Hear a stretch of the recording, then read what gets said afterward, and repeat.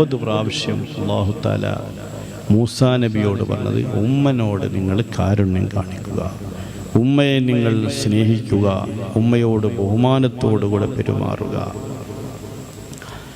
10ാമത്തെ വന്നപ്പോൾ ഇനി എന്താ റബ്ബേ?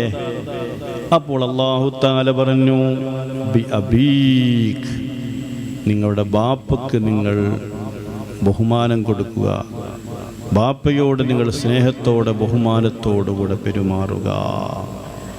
എന്നിട്ട് അല്ലാഹു തആല പറഞ്ഞു, മൻ ബിർറ വാലിദൈ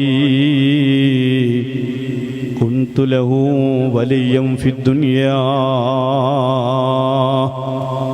ആരെങ്കിലും മാതാപിതാക്കൾക്ക് ഗുണം ചെയ്താൽ അവന് ഞാൻ ദുനിയാവിൽ തന്നെ അവന് ഞാൻ സംരക്ഷകനായിട്ടുണ്ടാകും.